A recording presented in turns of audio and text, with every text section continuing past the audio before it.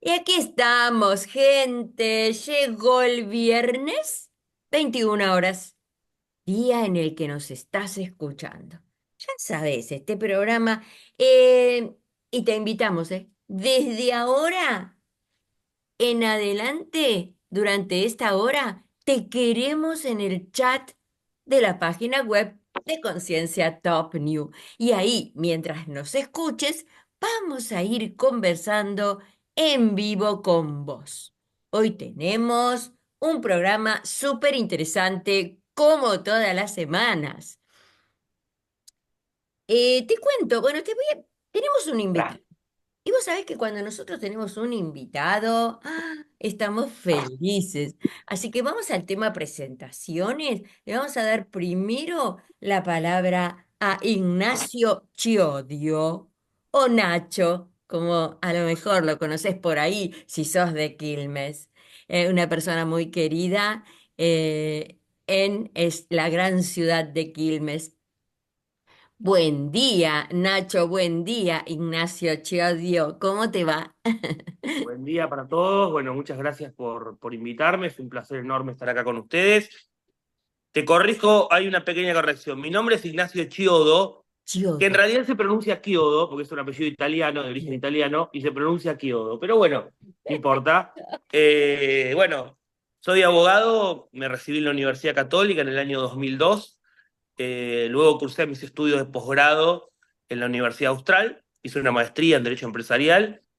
Y desde 2002 en adelante trabajo en la profesión, me sumé al estudio de mi papá. Mi papá es uno de los abogados más viejos de Quilmes, y no por edad ahora y también por historia. eh, Ejerce desde que no había departamento judicial aquí, se trabajaba en La Plata, y bueno, tiene un amplio recorrido, una amplia historia, y eso me permitió desde muy joven estar en contacto con, con, con casos de mucha relevancia, ya sea en el ámbito penal, en el ámbito de familia, en el ámbito del derecho privado. Y en el 2015 a mí siempre me gustó mucho la política. Mi abuelo me enseñaba, me contaba mucho de política, de las historias de las peleas entre radicales y conservadores de la década del 30. Y del 2015, cuando ganó el intendente Martiniano Molina, me pidió de sumarme a su equipo legal, y después me fui sumando más a la parte política, porque participé ya en dos elecciones como candidato a concejal.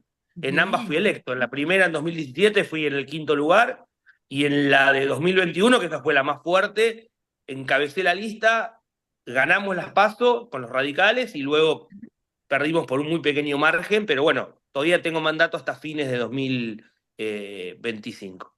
Qué bueno, qué bueno. Ignacio, ¿todavía seguís? O sea, leí por ahí que estás en la Subsecretaría de Coordinación Jurídica y Asuntos Penales de la Municipalidad de Quilmes. No, no, No. Bien. ese lugar lo ocupé cuando cuando fuimos gobierno con Martiniano. Ah, Ahí fui subsecretario de Asuntos Jurídicos, que básicamente era llevar adelante todos los juicios del municipio.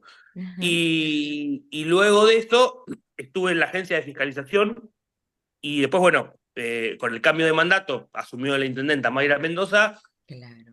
Volví a mi banca del Consejo Deliberante, porque yo había sido electo en 2017, y desde 2017 hasta hoy soy concejal de lo que fue Juntos por el Cambio y hoy del PRO. Ah, bien, bien, muchas gracias por esta presentación excelente. Entonces, yo te presento al panel. Por acá tenemos, como me aparece en pantalla, Marta. Marta González es psicóloga. Buen día, Marta. Hola, buen día, ¿qué tal? ¿Cómo están todos? Hola, bien, bien. También te presento a Liliana Dulbeco. Ella también es psicóloga. Hola, Lili. Hola, buen día, equipo. Buen día, Gracias, buen buen día, día. buen día. Claudio Cruces, por ahí tenemos él es teólogo. Buen día, Claudio. ¿Qué tal? Buen día. Acá con problemitas también porque se me rompió la computadora y no sé manejar muy bien el celular, Ay, pero ¿no? te ves Pero bárbaro y te escuchás bárbaro. bueno, Se te ve con bien un y se te escucha bien. consejo, con un consejo al señor Ignacio, Ajá. decía antiguo y no te peleas con tu papá, porque si mi papá Sí, es verdad. es uno de los más antiguos Le y ya intentaba buscar una palabra distinta, pero no la logré encontrar, pero tenés razón. tenés Ah, razón. mira, mira, mira. Y Clelia Gómez es docente, jubilada, muchísima experiencia en educación, una persona muy, ¿cómo te podría decir? Necesaria para el especial, porque siempre tiene muchos conocimientos históricos, es muy memoriosa. La amamos a Clelia. Hola, buen día, Clelia. Buenos días y gracias.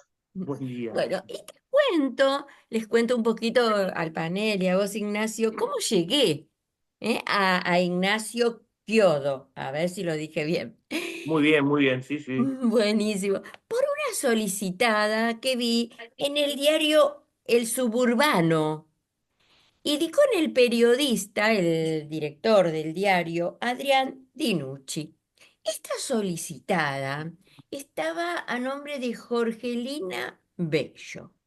Y me llamó mucho la atención. La solicitada siempre presto atención. Muchas veces pregunto, ¿cómo es hacer una solicitada? ¿Cómo uno llega a poner una solicitada en el diario? Y más con este tema. La solicitada me hablaba de un menor que hace 16 años que suplica, o sea, esto es lo que nos decía la solicitada, ¿no? Porque existe o existió durante 16 años violencia de su progenitor, violencia del progenitor contra este menor. Quien ponía esta solicitada, su mamá, Jorgelina Bello. Y hablaba de un progenitor enfermo y violento, ¿no? Pero a la vez inoperancia y desidia de parte de la justicia, de los jueces. De ahí donde Jorgelina estaba reclamando esto, a tal punto de decir, esto lo tiene que saber todo el mundo. Y es importante este recurso de las solicitadas. Entonces, amablemente el periodista Adrián Dinucci, digo, Adrián, ¿me podés conseguir el teléfono de Jorgelina Bello? Y me dice, Jorgelina no, pero tal vez del abogado. Y así llegué a Ignacio, que amablemente, ¿no? nos da este tiempo para conversar estos temas. ¿Qué sucede cuando hay violencia familiar, ¿no? Después vamos a ver el panel eh, sobre qué preguntas o qué inquietudes tiene con respecto a esto. Pero yo creo que el primer punto aquí es la violencia familiar. ¿M? ¿Cómo se actúa? ¿Qué sucede en este caso? Si podés conversarnos sobre esto, Ignacio. Yo te voy a conversar sobre el caso sin nombres. Vos diste el nombre de Jorgelina, está bien, no hay problema porque se hizo público con, digamos, La solicitada. Ay, se nos fue Ignacio con la solicitada. Ahora seguro entra. Seguro que tocó algo y se salió, porque como está con un dispositivo nuevo, nos contó que el iPhone, ¿no? Que no lo entiende y demás, pudo haberse salido, pero en un ratito va a venir. Ustedes también leyeron la solicitada, ¿no es cierto? Mientras viene, yo quisiera Sí, por ahí hacer una pregunta, tal vez a sí. Liliana o Marta, Ujú. porque se habla mucho de que con estas cuestiones familiares nosotros somos muy, no sé si el término es biologistas, ¿no? Que nos ocupamos de que los padres siempre tienen que estar con sus hijos, o los hijos siempre tienen que estar con sus padres. Y no siempre psicológicamente el padre es el apoyo que debe dársele, ¿no? Muy interesante, Claudio. A mí me ha pasado Bueno, en toda mi historia en las escuelas haber claro. tenido casos así. Y bueno, pero Sí, para eso está lo legal, donde se le hace pericia psiquiátrica al padre o a la madre, al que esté denunciado como que no está operando como corresponde, se hace la pericia y se busca un tutor o un responsable que se haga cargo del chico. En esos casos hay una Pero solución. casi siempre es un fallo preconcebido. Al divorcio, el nene se queda con la mamá. Eso casi que ni se discute. No, no se discute si no hay ninguna denuncia. O sea, del vamos, de según la edad del chico, si es muy chiquitito y lógico que se quede con la mamá, que la visita al papá, pero Ahí, eso es cuestión de... ahí Buah, volví, ahí volví. Ay, Entró volvió entró una Ignacio. llamada y mil disculpas. No, no, te Bueno, entendimos. Nosotros seguimos no, ya está. conversando. No, no, pero Bueno, está muy bien, está muy bien. No, no, yo estoy acá de nuevo. Yo les sí. contaba, yo se los voy a contar sin nombres, el caso, más allá del nombre que vos diste, que es lógico porque se hizo público y ella lo hizo público, con lo cual vos lo podés utilizar tranquilamente. Pero no voy a dar el nombre ni del menor, ni del No, progenitor, ni nada. Pero está bien.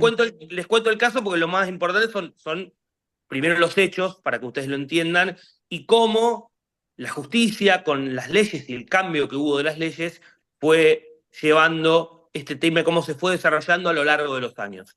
Y cómo ha cambiado la óptica y la perspectiva con el cambio del Código Civil y con un montón de cosas. Con lo cual es un caso muy útil para poder ver todas estas aristas. Este es de los casos más de familia más paradigmáticos del Departamento Judicial Quilmes. Eh, Se trata de un intento de vinculación del papá hacia la nena que nunca pudo desarrollarse con normalidad.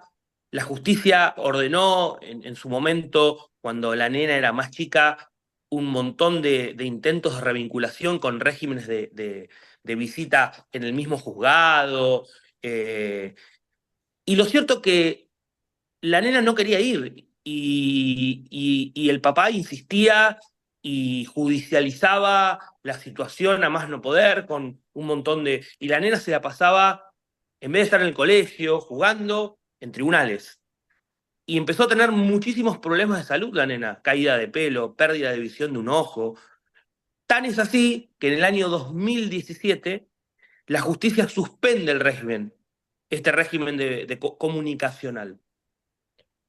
Bueno, y el papá sigue intentando vincularse de este modo por la vía judicial, y la niña, que ya ha adquirido un nivel de madurez y de edad muy importante, está cerca de la mayoría de edad, no quiere, porque yo creo que lo que ha sucedido acá es que el padre nunca intentó vincularse con ella desde el amor, desde la comprensión, desde el acompañamiento. Eh, es cierto y es usual que eh, quien es el padre conviviente tiene mucha más afinidad, mucha más asiduidad de contacto con el niño, y que al otro padre le cuesta más. Pero los papás siempre tenemos que estar a disposición y siempre buscar los caminos para llegar a nuestro hijo. Y en el medio, la nena ha viajado mucho con su mamá o ha intentado viajar mucho con su mamá, y en el medio pedía permisos para viajar y el papá siempre, siempre se oponía. Pese a ese ser el deseo de la niña, porque una cosa no tiene nada que ver la revinculación con que la nena pueda ejercer, gozar de su derecho al esparcimiento que todo niño tiene y poder aprovechar las oportunidades que su madre le puede dar, porque es una persona que tiene un buen nivel económico, un muy buen pasar. Y bueno, y a lo largo de este tiempo, de hecho el papá todavía sigue intentando con la revinculación. Ella en el año 2021 fue al juzgado y en un acta, ejerciendo su derecho a ser oída, previsto en el artículo 12 de la Convención de Derechos del Niño, dijo de una manera muy clara por qué no quería vincularse con su papá, por qué no quería vincularse, y era esto. Nunca dijo frases tan simples y a la vez tan profundas. Nunca se preocupó de mí, nunca se preocupó de cuándo era mi cumpleaños, nunca me hizo un llamado para ver cómo iba en el colegio, nunca una noche me llamó para ver cómo me sentía. Lo único que intentó siempre es meterme en el juzgado. Yo no quiero, y dijo cosas durísimas la niña, yo no quiero pisar más un juzgado. Ustedes piensen que esta niña, desde que tiene 4 años hasta hoy, se la ha pasado desfilando por todos los juzgados del Departamento Judicial Quilmes. Entonces, bueno, Discúlpame, también... Ignacio, discúlpame que te interrumpa. Mm. Primero, vos que nos estás escuchando, estás conversando con nosotros en el chat. ¿Algo parecido te pasó? ¿Qué opinás? Dale, charlemos. ¿Y sabes qué, Ignacio? Cuando te llamaron y te fuiste un ratito, Claudio Cruces trajo un tema que un poco tiene que ver con esto. Él nos decía, ¿cómo nos decías, Claudio, esto de que por más que suceda lo que suceda, muchas veces la justicia digamos, Está insiste, predeterminada en algunos casos, ¿no? como, La justicia está predeterminada, es decir, hay divorcio, los chicos se quedan con la mamá. O hay una cuestión biológica atrás de todo esto. El padre siempre es el padre, siempre tiene que estar, siempre. Y a veces el padre no cumple la función de padre. Y tal vez impedirle la visita no estaría nada mal. A veces uno piensa, no lo dejan ver al padre, pero ¿no? ¿se La entiende? cuestión no es tan así. Se Sí, sí, entiende perfecto y eso se relaciona con algo que iba a comentar ahora, que es sí. cómo el deseo del niño es cada vez más receptado en los tribunales en el derecho de familia. El deseo del niño, en tanto, tiene mayor relevancia y mayor preponderancia en las decisiones de los tribunales, en tanto el menor tenga cada vez mayor grado de madurez, es decir, que sus decisiones sean pensadas y no sean fruto de la contaminación de lo que el otro papá le pueda decir, con lo cual es un tema muy, muy delicado y muy delgada la línea, pero luego de la modificación del Código Civil, se ha ido modificando los criterios y se tiende cada vez más a, primero, garantizar el interés superior del niño y después a escucharlo y a que se respete su deseo en el marco del proceso de familia y antes de que se tomen las decisiones que los involucran. Muy bien, me parece bárbaro. Escuchar. Los niños cada vez, no sé, a mí me parece, ¿no? Como que vienen más evolucionados. Y los escuchás y vos decís, esas reacciones, esas conclusiones que sacan, cuánto que aprendemos de ello. Escuchar a los niños.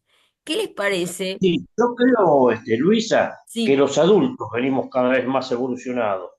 Porque antes los chicos también eran evolucionados, pero nosotros no lo escuchábamos, ¿no? La evolución está en que nosotros empezamos a darnos cuenta que los chicos son personas y los estamos empezando a escuchar. Así es. Bien, bien. Una pregunta, Sí. ¿desde qué edad puede elegir un niño con quién convivir? Bueno, eso no está ni tabulado ni predeterminado, sino que los jueces, en la medida que constaten el grado de madurez del niño, le van dando mayor relevancia y preponderancia al deseo del niño. Tiene que ver con el grado de madurez del niño, más que con la edad. Siempre y cuando, a ver, obviamente que también hay edades en que más o menos uno sabemos que los niños tienen determinado desarrollo emocional e intelectual. En general, desde los 13 años hacia arriba, si bien no está legislado de esta manera, el derecho del niño, perdón, el deseo, el interés del niño empieza a tener mucha mayor relevancia. Claro. Claro, con asesores psicológicos, ¿no? Claro, por supuesto. Interviene lo que se llama el equipo técnico del tribunal. Aquí, en la provincia de Buenos Aires, cada juzgado de familia tiene su equipo técnico, en el que hay un consejero de familia, psicólogos, psiquiatras, y evalúan y escuchan a los niños, y luego lo escucha el juez, o a veces lo hacen en conjunto, por supuesto. Qué bueno. Muchas Y gracias. abordan distintas técnicas para escuchar a los niños. Primero con el juego, teniendo en cuenta la edad de cada niño, el problema en particular. Se deshace la cámara Gesell. La cámara Gesell es otra cuestión, digamos, es una modalidad de tomar una declaración testimonial que se da en el proceso penal.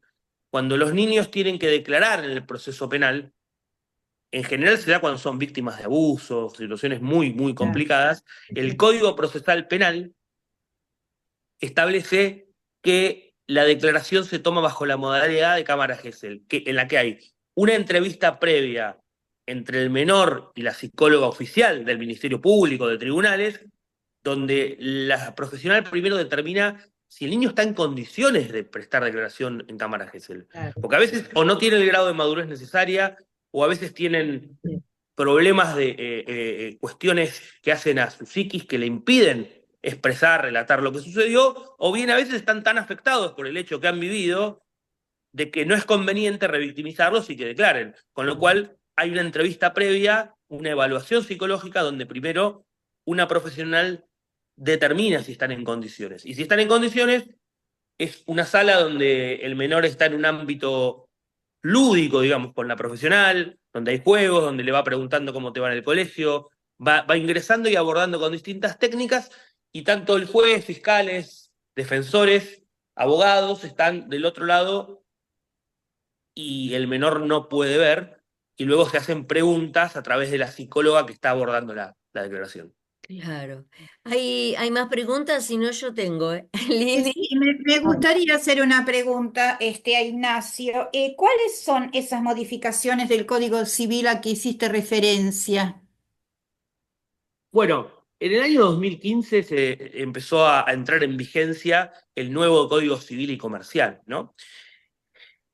Y si bien siempre la patria potestad estuvo concebida como un conjunto de deberes y obligaciones de los padres hacia los hijos, en esta nueva legislación se han receptado cada vez más las convenciones que protegen a los niños y se empezó a mirar desde otra óptica, sino más bien desde las obligaciones que tienen los padres con los niños y también de que las decisiones jurisdiccionales se tomen más bien teniendo en cuenta el interés superior del niño, el deseo del niño y no tanto esa concepción antigua del derecho de los padres. Como decía recién Claudio, creo que decía, bueno, yo soy el padre y lo tengo que ver. Bueno, pará, no es tan así. Hoy, con este cambio, viendo todo este conjunto de normas que se han dictado con esta perspectiva que te conté, la visión y la toma de decisiones es otra. Claro, sí, sí. Mira, por ejemplo, en mi caso, directora jubilada de escuela primaria, ¿no? Allá en los años en que yo trabajé en escuelitas de alto riesgo, cuando en realidad teníamos un equipo orientador que tal vez no llegaba digamos, a tramitar o gestionar que ese menor estaba en riesgo. Tal vez el menor venía marcado, venía con sus manitos hasta quemadas hemos tenido, ¿no? Entonces, en aquel entonces, yo directora, trabajando zona San Miguel, te digo, me dirigía directamente al juzgado de menores en aquel entonces y directamente se hacían todas las pruebas del caso y demás, y el menor no volvía a su hogar. Yo he tenido tres casos que los tengo registrados en escritos, ¿no? Para no olvidarlos. El menor era separado de su familia inmediatamente e iba a un hogar de tránsito, a un hogar de menores.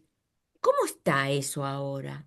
Y también si puede ser una sugerencia de cómo actuar en las instituciones escolares, cómo actuar en el caso de ver eso en el menor. Bueno, en general hay una ley que es una ley relativamente moderna, que es las 12.000, no tengo el número acá que me lo acuerdo precisamente, pero es Ajá. las 12.000 y pico, que es la ley de violencia familiar. Entonces, la ley de violencia familiar le da una intervención inmediata a la justicia de familia, es decir, en este caso, como vos decías, vos, profesora, maestra, directora, te acercabas a la comisaría más cercana y decís, está pasando esto. Enseguida, la policía labra un acta y lo pasa directamente al juego de familia, quien tiene que intervenir de manera urgente, con el equipo técnico evaluando la situación. Y esa ley le da herramientas para tomar medidas también urgentes, como hasta en este caso, que la guarda del menor quede con un abuelo, quede con otra persona distinta a los padres. Y después tenés cuando ya hay delitos de por medio en la cual la justicia penal, ya sea la de mayores o la de menores, tiene una función más tutelar. Y en todo proceso penal o civil, digamos, penal es cuando hay un delito ya, ¿no?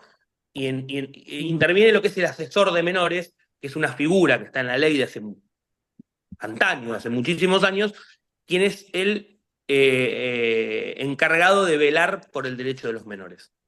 Bien, bien, muy clarito. ¿Algo más? Clelia, ¿cómo era en tu época? Clelia, esto con los menores, en tu época de directora, contanos. No, yo no estuve nunca en escuelas Ujú. donde hubiera riesgo de, Ay, mira. no tuve casos de violencia familiar. Mm, Sí, cuando trabajaba en Polvorines como ujú. docente, los chicos trabajaban mucho junto a sus padres. Ah, Algunos, no todos, pero tuve alumnos o que salían a vender cositas o todavía era zona bastante más rural que ahora. Estuve en zona Tambera también, que ahora es el tercer cinturón de la ciudad. Trabajé en el kilómetro 40 de la ruta 8, ujú. una zona que se llamaba Chelito. Ahora creo que está toda poblada, pero antes era zona de tambos.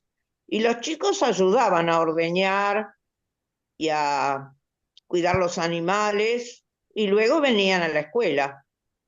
Claro, Este, venían a la escuela, Clelia, no como a veces nos pasa ahora, nos pasa, ¿eh? La ausencia, ¿no? De los chicos, y porque tiene que trabajar con el padre. Yo siempre saco bueno, mi yo tema era y no, muy joven en ese momento sé, y no me hacía una pregunta que ahora le voy a hacer al abogado que nos ayuda. Ignacio, dale. Y era, yo tomaba normalmente que ayudaran en su casa a los padres, como en toda granja, o chacra, todos los chicos siempre ayudan a los padres en esos lugares, en las tareas productivas del lugar. ¿Hasta qué punto puede tomarse eso normalmente o se considera trabajo abusivo del niño? Muy Eso es interesante. una pregunta que tendríamos que plantearnos porque ahora también los chicos salen con los cartoneros detrás o cuando salen a recolectar ropa, por ejemplo, que pasa gente buscando ropa por las casas, van chicos haciendo ese trabajo también. Ujú. ¿Cómo se lo considera legalmente? Bueno, a ver, es una muy buena pregunta. Sí. En toda decisión de la justicia tiene que primar el sentido común de quienes deciden, ¿no? Entonces, me imagino que cuando se ponga el enfoque en una situación como esta, se tienen que tener en cuenta las circunstancias de tiempo y modo lugar en que esto sucede. ¿Qué te quiero decir con esto?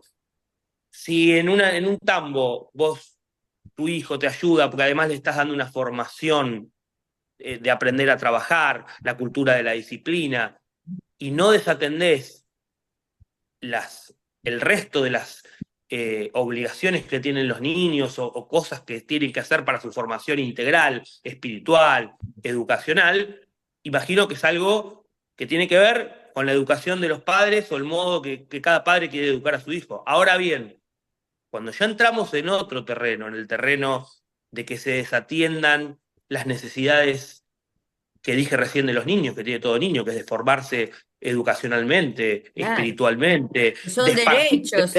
de divertirse, ya Sí. entramos en otra órbita, que hasta puede ser en la órbita del derecho penal, porque también a partir del año 2014 o 2015 en adelante, se han modificado todas las leyes que tienen que ver con la explotación. Les recuerdo que la explotación no solo puede ser o no solo es la explotación sexual que puede haber de algunos sujetos, sino también la explotación laboral se da mucho. Y puede darse en el ámbito familiar. Y estas leyes, estos tipos penales, se flexibilizaron mucho. Y por ejemplo, en el caso de que se dé una situación de explotación, en la cual tiene que haber aprovechamiento de una situación de vulnerabilidad y además de eso condiciones paupérrimas, ¿no? A mí me ha tocado ver casos de niños, por ejemplo, que venían desde Formosa a trabajar en los famosos quintas que hacen las bandejitas con las verduritas, que dormían, a mí me sorprendió en el juicio oral. ¿Ustedes saben lo que es el sistema de camas calientes? Bueno, esos chicos estaban en un cuarto, en una habitación, sin ventilación alguna, con una ducha, una cama, y se iban turnando para dormir. Entonces, él trabajaba 12 horas cortando las verduritas y en el medio de toda esa suciedad, esa mugre, le tocaba el turno de 3 horas para dormir, dormía y después el otro seguía trabajando. Tremendo.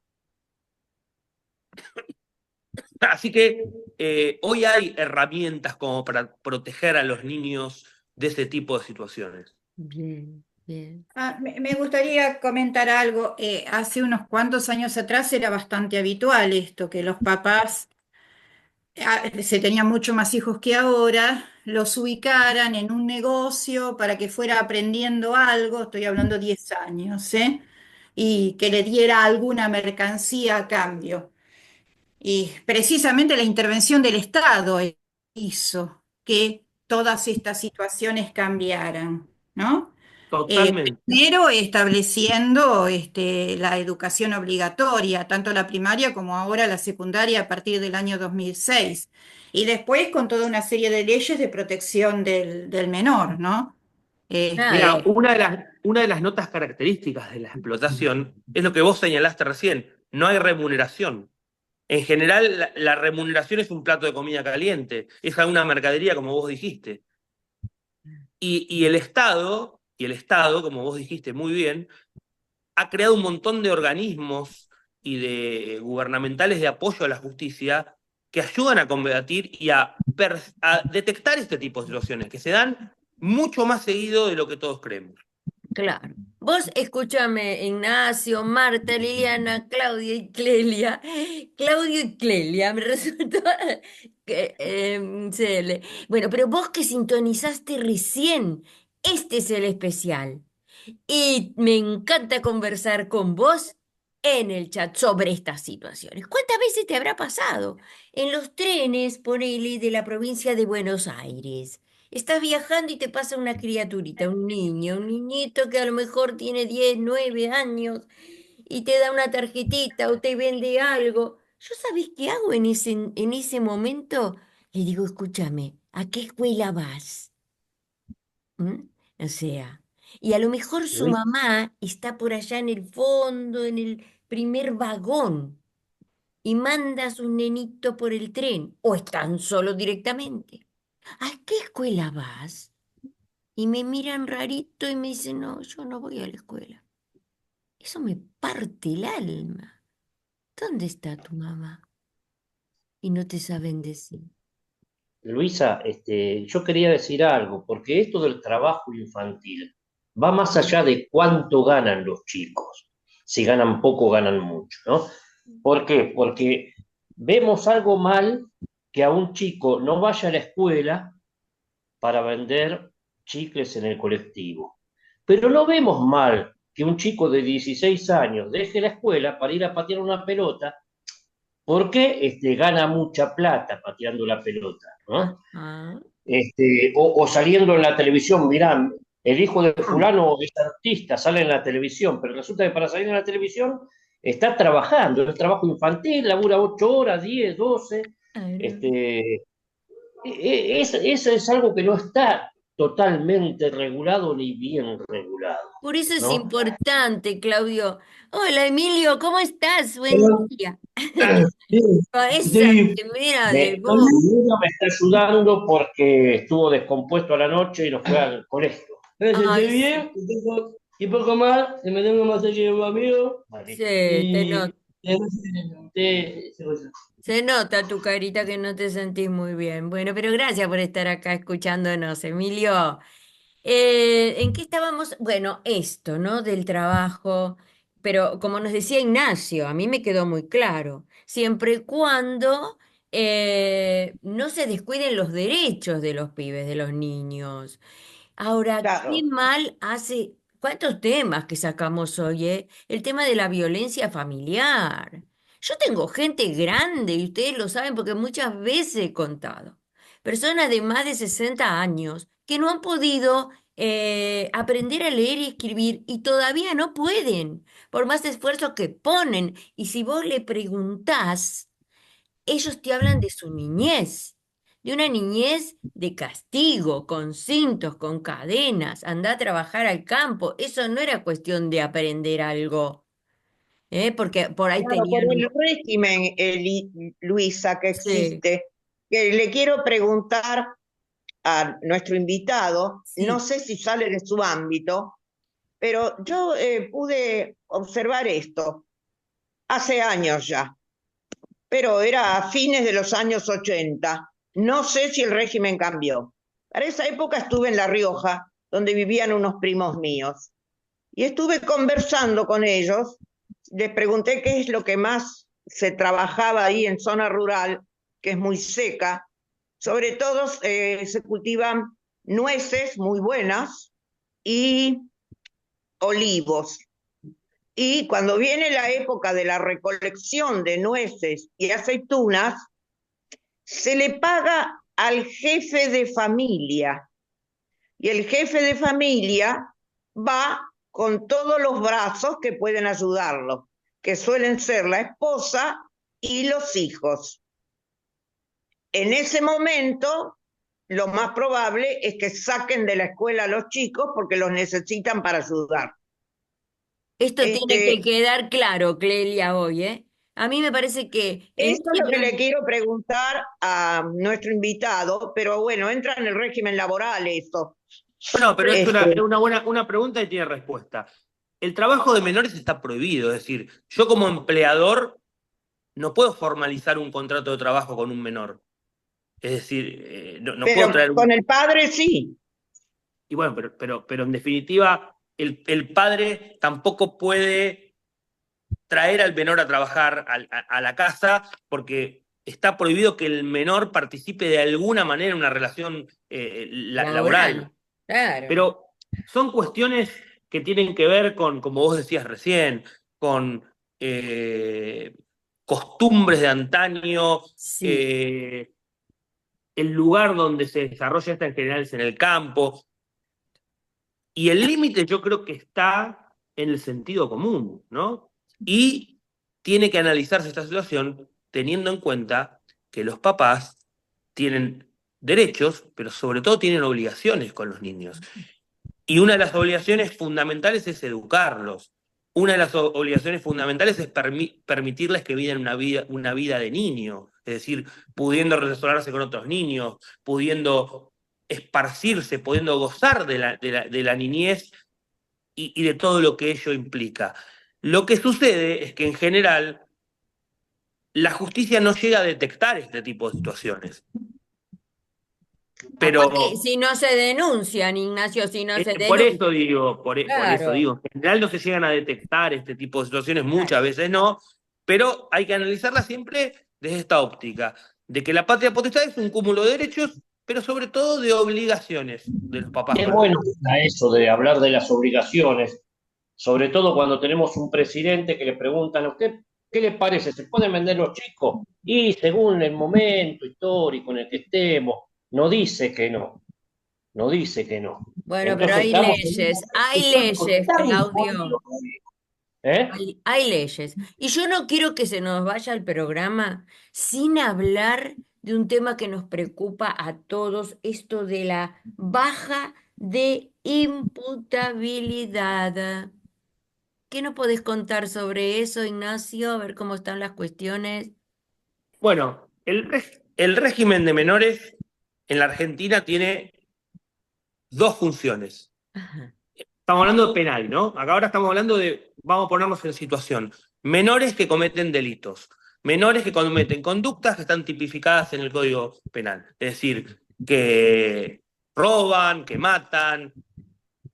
De los 14 a los 16 años tenés un régimen especial, el cual tiene carácter tutelar, es decir, si un menor de entre 14 y 16 años comete un delito, por más grave que sea esto, no va a un instituto de menores preso, o sea, no goza de una medida de coerción. ajá. De los 16 a los 18 tenés el régimen de menores propiamente dicho, donde es más parecido al de mayores porque se pueden imponer medidas de coerción como es la prisión preventiva, pero con ciertas limitaciones, ¿no? La prisión preventiva no puede exceder de determinado tiempo. Cuando un menor comete un delito, la Argentina, al adherir a pactos internacionales como la Convención de Kioto, la prisión preventiva tiene que ser la última la última ratio, digamos, la última opción para el juez aplicarle la prisión preventiva a un menor.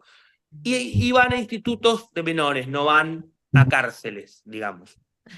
Ahora bien, lo que ha venido pasando en la realidad es que cada vez vemos menores involucrados en hechos espantosos, horrorosos.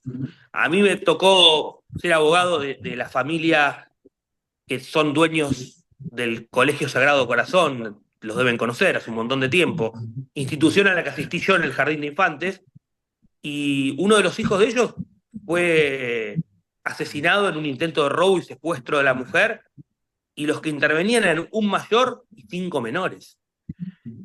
¿Qué sucede? Como estas normas son más laxas para los menores, es decir, las normas de encarcelamiento preventivo y todo esto, a los menores se les hace más fácil participar de los hechos y muchas veces mayores aprovechan la participación de menores para descargar responsabilidad en los hechos.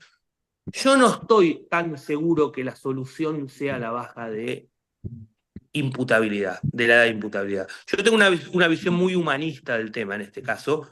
Yo entiendo que acá la solución viene, y es mucho más difícil a largo plazo, de que el sistema contenga a los menores. Como decían recién, como decías vos, Luisa, recién en el tren, preocuparte porque ese menor no va al colegio. Porque si el menor ese va al colegio, te aseguro que va a estar totalmente alejado o más a salvo de este tipo de relaciones que lo pueden llevar a estas conductas.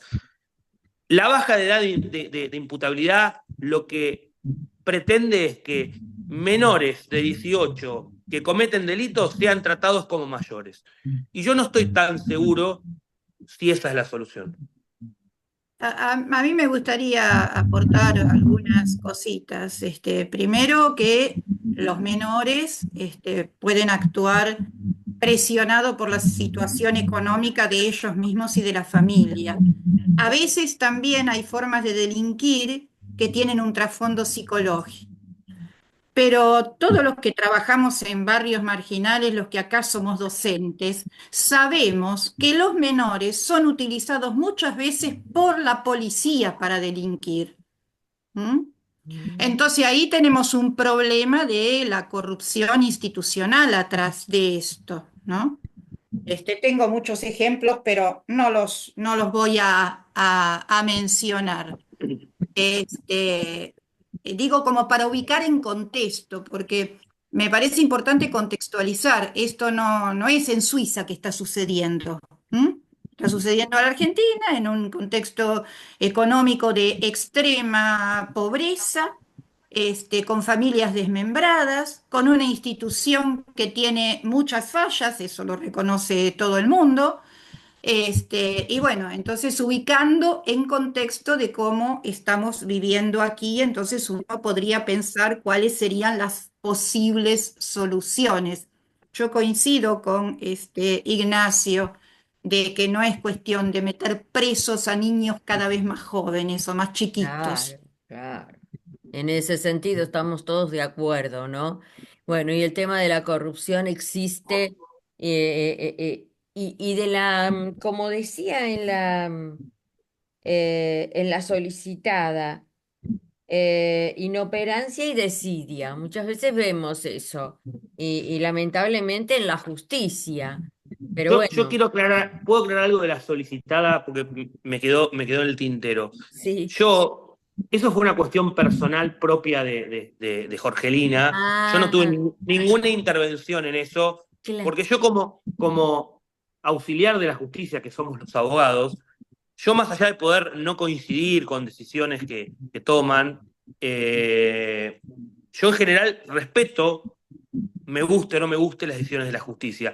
Ella lo hizo desde el lugar de mamá, Sí, desde también entender su sentimiento luego de 16 años de ver a su hija pasar por esto. claro. Entonces, entiendo que estuvo muy influida por cuestiones también emocionales, lógicas y comprensibles, pero yo como abogado no tuve ninguna intervención ni tampoco es una cuestión que adhiero o que creo que sea la adecuada poner solicitadas contra los jueces, porque mi función como abogado es otra. No, más bien se notó, ¿eh? Ignacio, se notó que fue desde ella misma, porque bueno, uno se da cuenta cuando Exacto, intervienen. exacto, exacto. Sí, sí, sí, pero una cuestión de desesperación, pero Totalmente. sí, y bueno, todos estamos a veces diciendo, ay, sacaría una solicitada en el diario, en todos los diarios, Sí, sí, sí. estaría bueno, ¿no? Para que la sociedad, y si no, no te hubiéramos conocido, y gracias a Adrián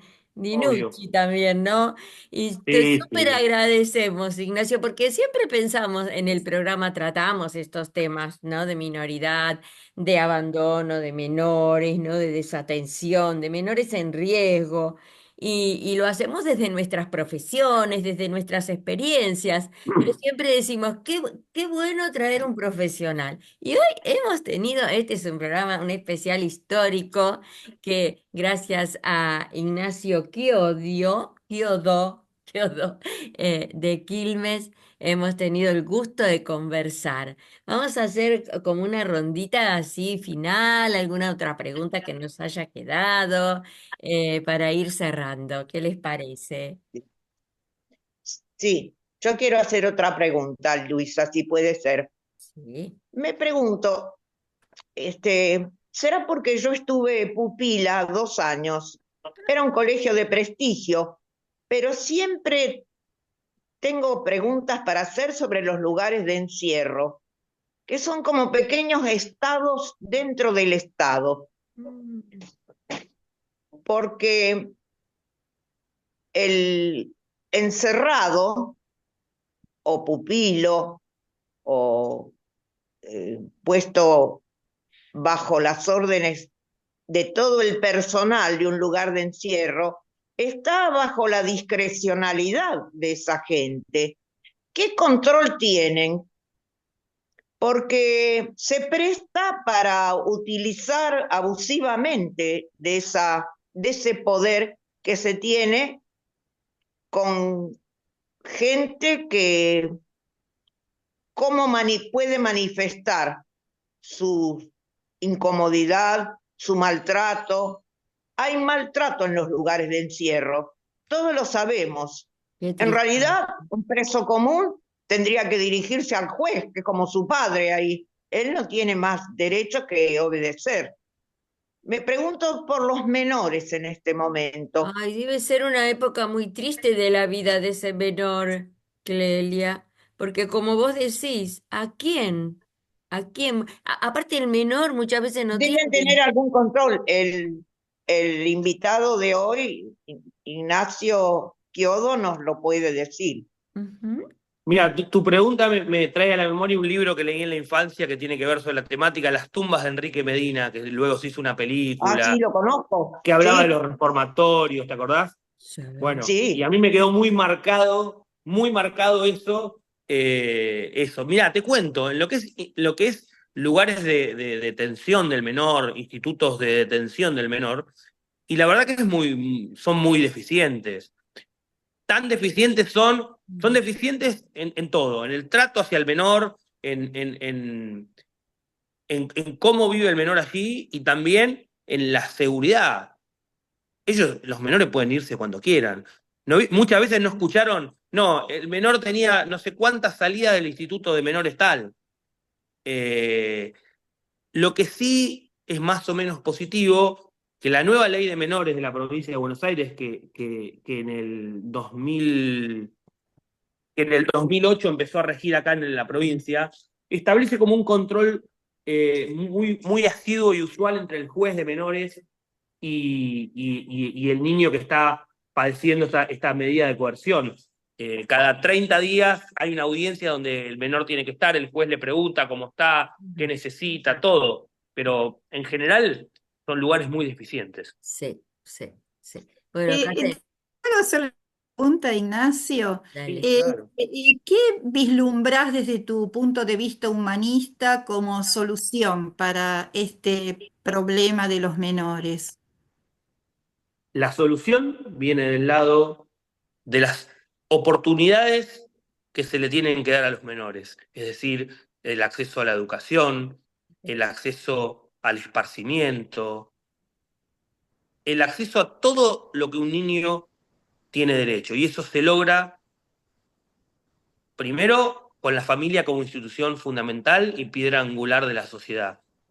Y luego con el Estado posibilitando que las familias puedan cumplir esa obligación y que los menores puedan gozar de esos derechos. Es una tarea muy difícil y parece medio idealista lo que planteo en tiempos donde se plantea que el Estado tiene que desaparecer, en tiempos donde se plantean, en tiempos donde ganaron esas ideas, ¿no? Porque en la elección de 2023 ganó aparentemente la sociedad quiere todo eso, Claro. pero yo creo que es una idea equivocada.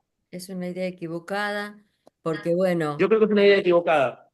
evidentemente dentro del presupuesto, yo sentí, te soy sincera, este no es un programa que tiene que ver con política, para eso tenemos otro, Sí, Ignacio, sí, que se sí, llama La sí. Rueda, pero en este vamos a lo social, a lo educativo, y yo sentí que el Estado se lavó las manos, por decirte así de una manera más que se entienda, se lavó las manos con respecto a educación, con respecto a salud, no.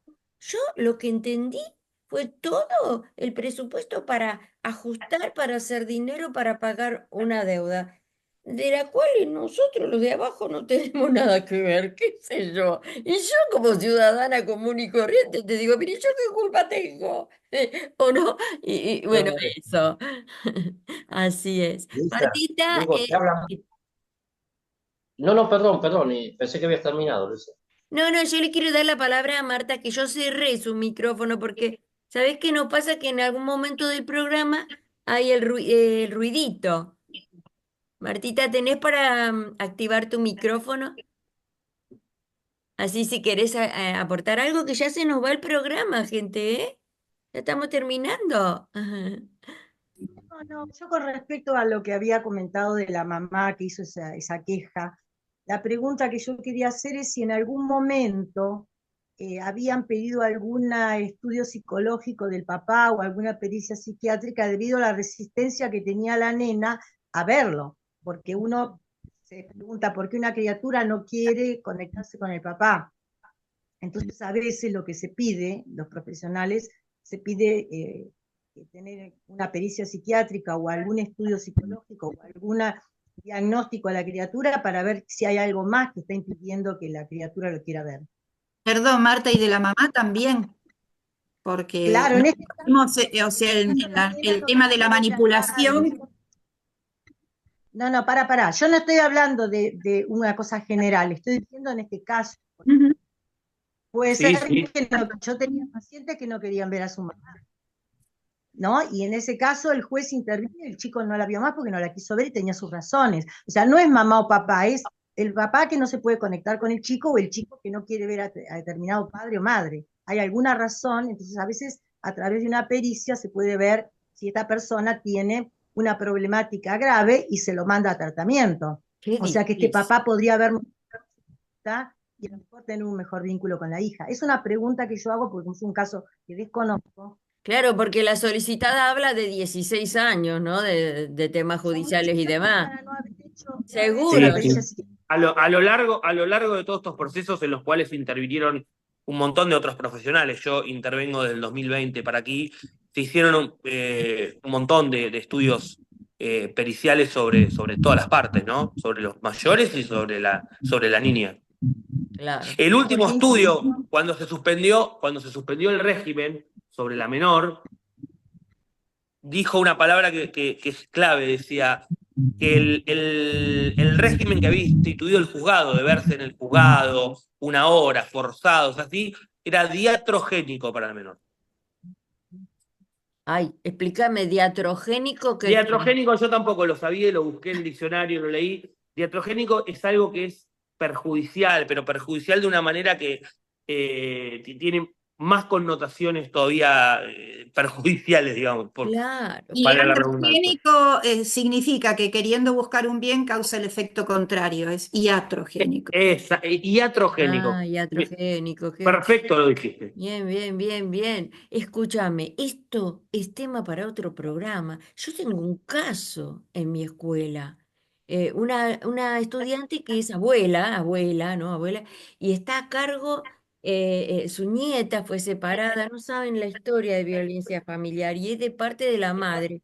Pero bueno, seguimos. Nos tenemos que ir de este programa. Te súper agradecemos, No, al Ignacio. contrario. Yo les agradezco a ustedes. Ha sido un placer enorme. Se ha Gracias. pasado la hora volando, charlando con ustedes de Volando. temas interesantísimos.